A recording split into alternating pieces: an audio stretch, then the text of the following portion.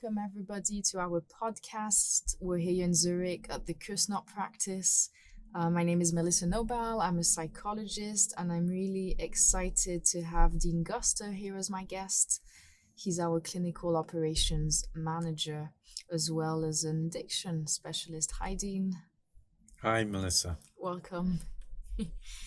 Okay, so a little while ago, the 10th of April, we posted on our website and on our different social media platforms an interview that we did with Dean on how to prevent relapse during quarantine.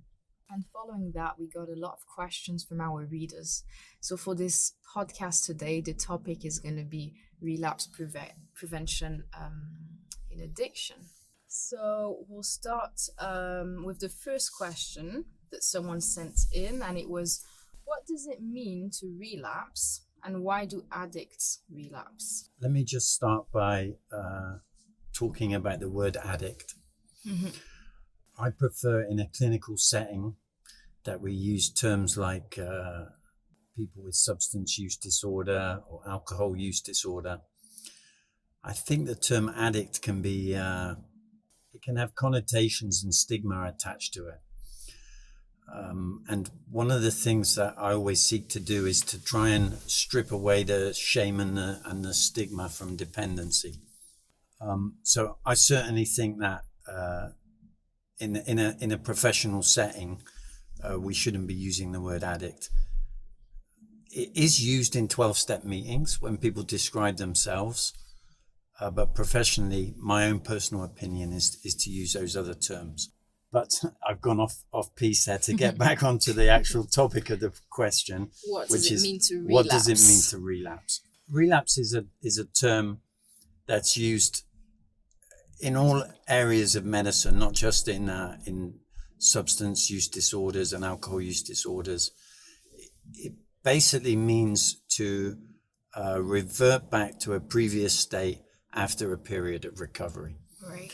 So for someone with a substance use disorder, essentially that would mean after a period of recovery that they have slipped back into either a one-off use of drugs or back into a habitual use of drugs. Thanks a lot for that answer. Can I ask you, do you know a little bit about statistics about relapse? Could you tell our listeners about that? Is it common? How often does it happen? What should people expect in regards to that?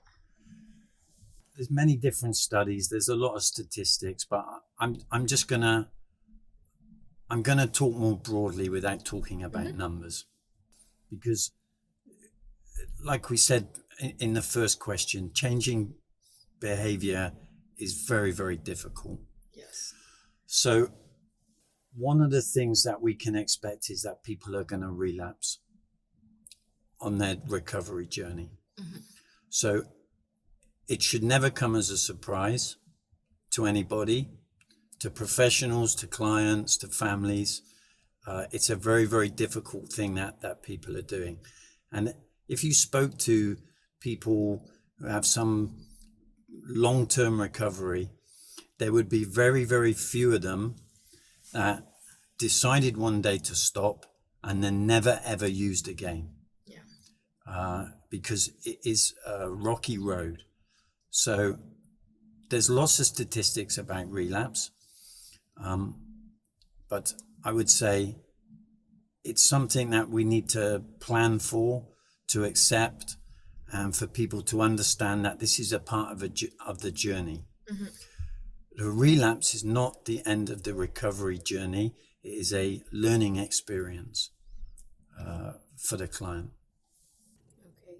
And talking about that then, I mean, if someone's sitting at home right now listening to you, struggled with addiction in the past, how could they know if they're perhaps getting closer to a relapse? Is there any way of knowing until it happens? There's a guy called Terence Gorski who's written a lot of material about relapse and relapse prevention. And he wrote a big list of what he calls 37 early warning signs of relapse. It's a very good list. It can be a good inventory for people to go through. Maybe we can put a link to it on the podcast when we publish it. But I would say early warning signs are different for everybody. When I do relapse prevention work at the Kusnacht Practice, I focus on early warning signs with clients. And as part of that work, I get them to think about previous relapses. What were the warning signs? Okay. And we put together a contract so that it's called a helping hand contract. So they communicate their personal early warning signs to the people close to them. So, because often it's the people close to you that will see the signs way before you do. And it could be anything. It could be maybe a person starts to get a bit more agitated about small things. Maybe they start to drop out things that are important to them that they've been doing for some time. Maybe they suffer from low moods consistently. Their sleep isn't good. Their nutrition becomes bad. Mm-hmm. There's a big list of things. Maybe they start to get a bit resentful around the people that are supporting them. Maybe they start to be convinced that they're cured. I've cracked it now. Mm-hmm. I'm okay. I don't think I'm ever going to use again. Mm-hmm. The Gorski list is a very interesting list to look through. But it's also a good idea for a client to think about what's happened to them previous. What were their early warning signs, and to share them with the family, and also to give the family permission to intervene if they see those early warning signs. Right. So having a plan in place if it was to happen. Yeah. Great. Okay, thank you very much. Another question that someone sent in was, are there any dangers related to relapse? Listen, the big main danger is after a period of abstinence, people's tolerance is low. Mm-hmm. So one of the main dangers is that people put themselves at health risks. If people relapse and go back to using the same kind of quantities that they used before, there's a real danger of overdose or causing physical damage to themselves. Often it's important that this is discussed with clients as well. Right. As part of harm minimization. So the overdose being, the biggest tragedy that could happen if someone relapse. Are there any common consequences that are not, don't end up in death, but that can happen if someone relapses? I mean, some of the consequences could be shame. They feel ashamed because they were doing so well. They feel like they've let everybody down. Mm-hmm. That shame can be a trigger, so it can lead into a spiral. It can create some anger in the people around them. Again, this is about hope and expectation increases as the client comes into recovery. So the family feel the pressure's gone, and then the relapse happens, and they sink into despair. And the fear, I guess, of it never getting better. Exactly. That must be a really common one. Yeah. Okay. And what are some common triggers that cause a relapse? And do you have any tips on managing these? Triggers generally fall into two categories: internal and external triggers. So an example of an internal trigger would be emotions. So feeling stressed, or feeling sad, or maybe feeling happy. So emotions that may trigger a craving, or they can be external. So earlier we mentioned about going to dinner with friends when they're drinking. That can be a trigger for somebody. I've worked with when we do the relapse prevention work at the Kusnacht Practice, we really drill down on listing the triggers for people so they can get to identify their personal triggers, because they will vary from person to person. And some triggers will be high risk, some will be lower risk. Some triggers can be avoided and some cannot be avoided. So we will look at how they can manage their triggers in any particular situation and draw up a plan. The more that we know about the triggers, the easier it is to manage this kind of relapse dynamic, this trigger, thought, craving. If you're experiencing a craving, you know from the education that we've done that it's because you've been exposed to a trigger. So if you can relate the craving back to the trigger, then you can take appropriate action.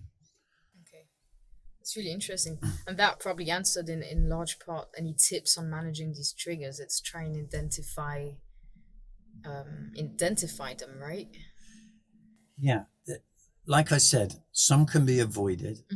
So definitely in early recovery, you should not put yourself into high risk situations. You need to avoid them. In early recovery, there's no need to be in a nightclub at 3:00 in the morning because you like dancing. That's avoidable. It's avoidable. Definitely. If your trigger is flying, I had a client who, whenever they went on a flight, they would go into the business lounge. It would be a free bar there. They would always drink. Then they would get on the plane. They would always take the champagne when it was brought around on a tray. That person had to fly as part of their work. So it was impossible to say, don't fly, but we could look at how they manage it. So we looked at things like not even going into the business lounge, maybe going and doing some shopping in the duty free, maybe going to a coffee shop rather than go to the bar in the business lounge, maybe arriving a little bit later at the airport. And then when they got on the plane, making it clear right from the start with the staff on the flight that they didn't want to be offered alcohol on the flight. So for the triggers that can't be avoided, the key is to make a plan. The key is to make a plan and stick to the plan. Thanks a lot for your answer on that one too. The next question that we received was, what role does a daily routine play in avoiding relapse? I think that a daily routine is one of the most important things in avoiding relapse. When clients come to the Kusnacht Practice, we have very kind of tight, structured schedule for them. And we put a lot of importance into the schedule, into the boundaries around the schedule. Usually, when any of us make a schedule, we do it when we're in a fairly rational frame of mind. So we're planning for the week and we go, okay, yeah, I'd like to do sport this time of the day. This afternoon, I'm going to be in the office. We think about it. We're very rational. One of the dangers in early recovery is impulsive thinking. Impulsive thinking can often lead us into dangerous situations, risky situations, without us even realizing it's happening. So when we've agreed a schedule in a rational frame of mind, and then we start to make impulsive decisions and change that schedule based on a feeling or emotion, we're really on dodgy ground. So for me, developing and planning a daily routine is important, and sticking to it, not rigidly, with some flexibility, but understanding that impulsivity is a dangerous place to be in early recovery. Right. All right. And is it possible to prevent relapse independently without any or with little external professional input? Or is this too difficult for most people? And what are some techniques to do so if it's possible? I think the some of the research that I read told me that most people, sorry, I quote research, but I never give any numbers, Yeah. but most people with dependency issues stop using without any professional input. Okay, and they do so mainly, not exclusively, but mainly between the ages of 35 and 45. So they do that without going into a treatment center, and they make the changes in their lives. There could be many reasons for that. I don't know. Maybe as you approach, when you move from the 20s into your 30s, maybe it's a time where you start thinking, I've got to get my shit together now. And maybe it's a kind of natural process. Yeah. So people do step into recovery independently, but there's always some support around them. It could be family, it could be friends, it could be partners, it could be health professionals. Maybe they see a doctor. So they do have some support network around them that helps them with it. It's difficult to say whether it's harder or easier. Usually in treatment centers, the people that come to treatment centers have tried many other ways before they end up in a treatment center. It's almost a last resort So option. they've tried it independently. They've tried low level support. It's usually a progression. So some of the techniques to prevent relapse independently, I'll go back to some of the things we talked about earlier. Have a good, strong daily routine that's quite balanced. So it's got some fitness, some fun, some professional development, some personal development, something that stretches you a little bit. Stay connected with people. Don't isolate. Be aware of dangerous situations. And don't feel obligated to do things if you feel that you are particularly vulnerable on a certain day. Really listen to your body. Our body gives us lots of clues, and if we can become tuned to our body, it can be really a good tool in preventing relapse. And I guess if someone has been, depending on the substance that someone has been taking, they might want to just seek some medical advice with the detoxification. That would be the only maybe limitation.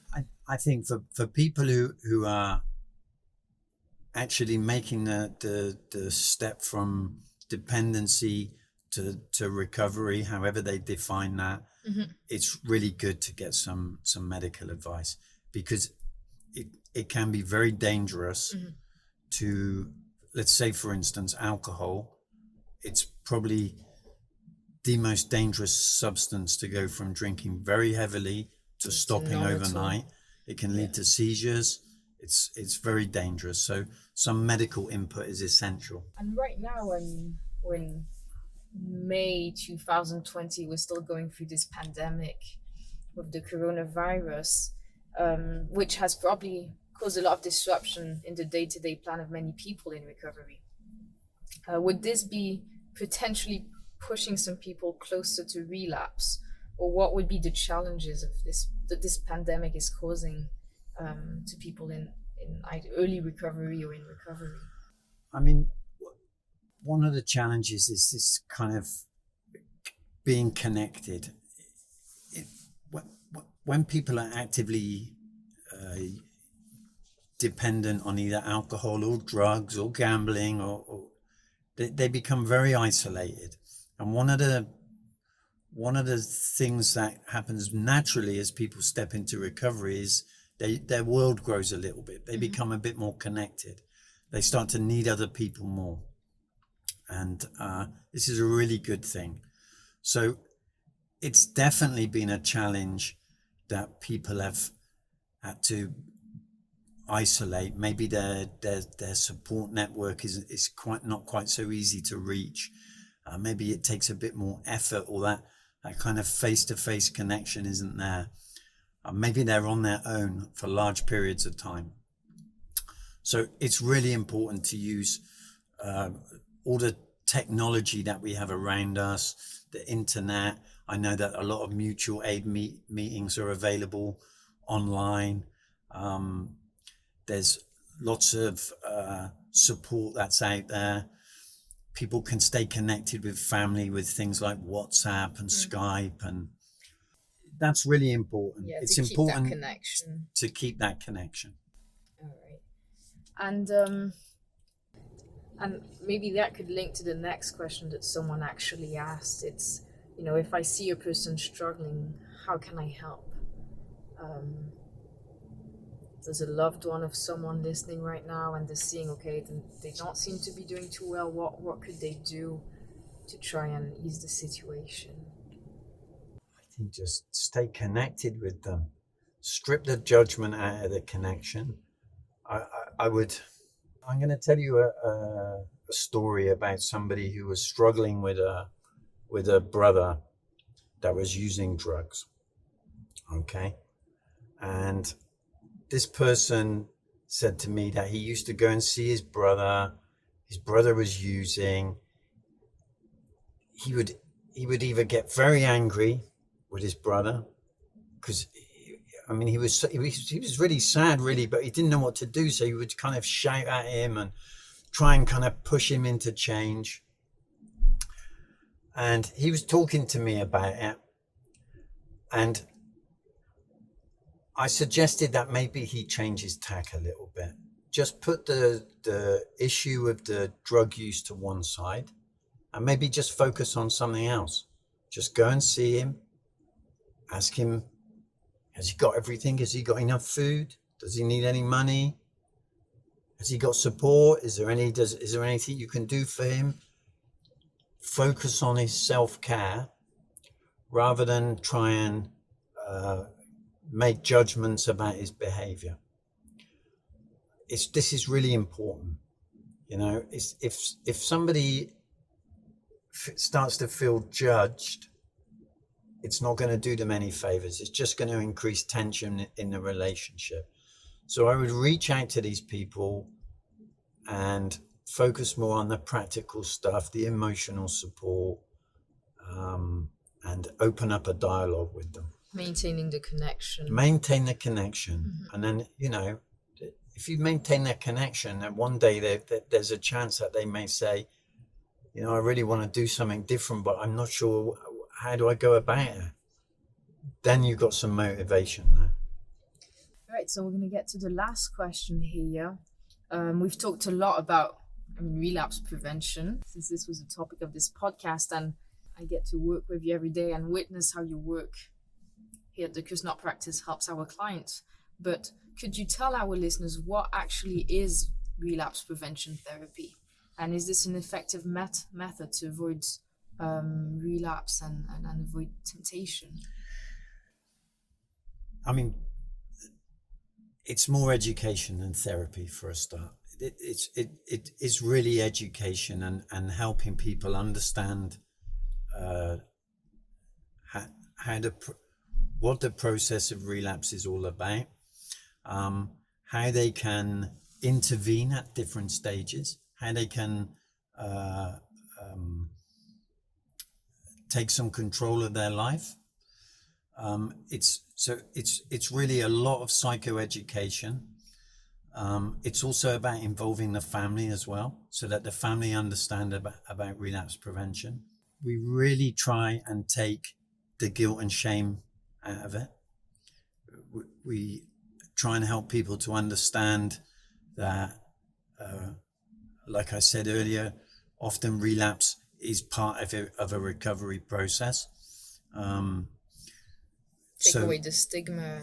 We take away the stigma and educate about every different stage of it, strategies they can use to manage each stage of it, what to do if they do happen to relapse, how to manage that, and how to stay connected.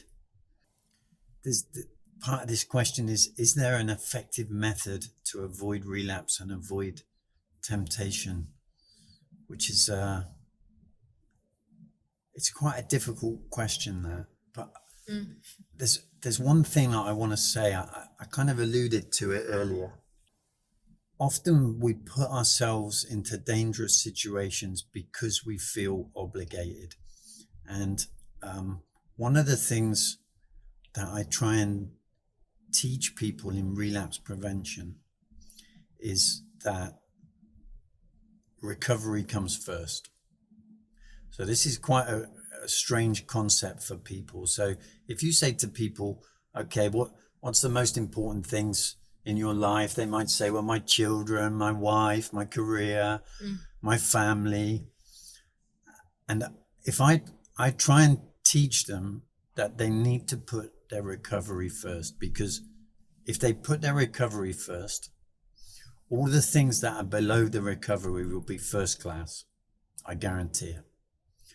If they do not put the right emphasis on their recovery, they could effectively lose all the things that are really important to them. Yeah, so it really has to be top priority. Yeah. So I want to go back to this thing about obligation. I'll give you an example. This is something that comes up so many times when I'm talking to clients about weddings. If people get invited to a wedding, okay, they really feel this obligation to go to the wedding, okay, which is understandable. Maybe it's your friend or a family member getting. You feel you have to go. You feel you have to Definitely. go. All of us have been to weddings. Most of the time we know what happens at weddings. There's a lot of alcohol drunk, you know. Maybe there's people there taking drugs as well. There's all kinds of stuff going on at weddings. Maybe there's uncomfortable dynamics between families. It's not always a good place to be. So we feel obligated to go. And then something else happens when we do go. We feel obligated to stay there. Even if we get this feeling inside that this isn't the right place for me, you know? So someone in recovery can start to get that kind of queasy, uncomfortable feeling. And they really need to listen to their body. So I'm kind of meandering a bit from the topic here, but I think it's really important to say we're not obligated to do stuff if we believe that it's going to put our recovery at risk. And most of the time, the obligation, I use the wedding example because you can just leave a wedding, okay? You can go there, do your bit, be seen, say hi, you can go. Nobody's going to be talking about it the next day. Oh, what happened to Dean? Oh, where was Dean? You know, everybody just gets on with the day. Yeah. You've done your bit. You've taken yourself out of a risky situation and you've looked after your recovery and nobody gets hurt. So I've really meandered there. We'll probably just have to cut this bit off. But I think it's really important. Effective method to avoid relapse is not feel obligated to do things that don't feel right for you. I think that's a really strong message to end this podcast. You know, don't do anything. Don't feel obligated to do anything you don't want to do, and put your recovery first. Put your recovery first, for sure. Last words. Okay. All right. Thanks a lot, Dean. Thanks. It was a pleasure having you here again today. If you have any other questions, you can always have a look at our website, www.kusnachtpractice.com. There's a contact form on there. Do feel free to reach out or on any of our other social media platforms. Thank you, everybody. Have a nice day wherever you are in the world. Bye-bye. Thank you, Melissa. Bye.